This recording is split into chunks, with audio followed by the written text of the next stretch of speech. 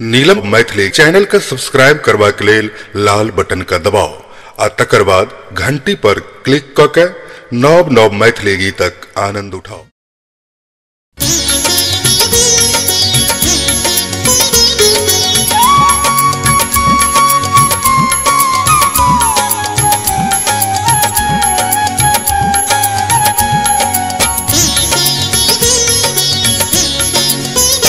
शंकर बसे छत पर्वत पर माता पार्वती के संग। शंकर बसे छत पर्वत पर माता पार्वती के संग। माता पार्वती के संग माता जगदम्बा के संग।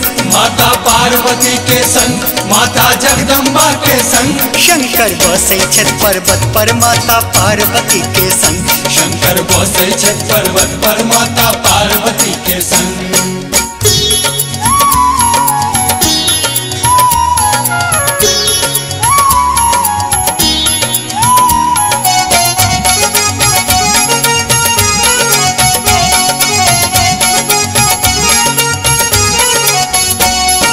सिर पर शोभन अर्ध चंद्रमा पहिरन बाघक छाला। नाग सांप फुफकार छोड़े छन लागे बहुत विशाला।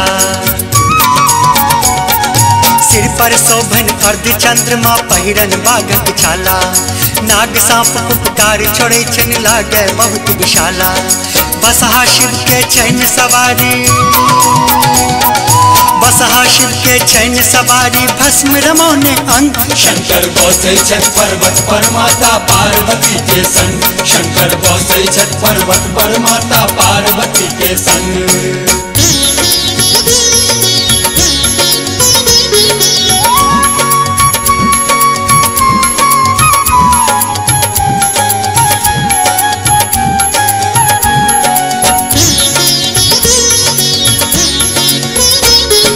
कार्तिक गणपति दुई जन बालक कोरा में खेलबै छथ।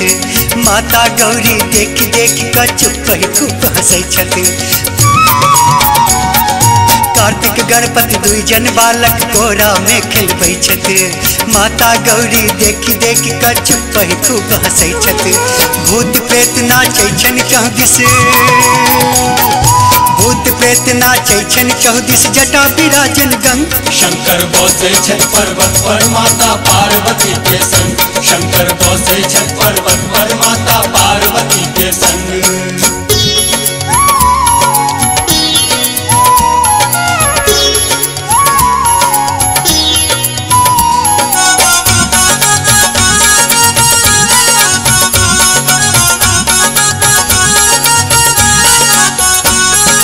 अधरतिये में शिव शंकर जी तांडव नृत्य करे छथि।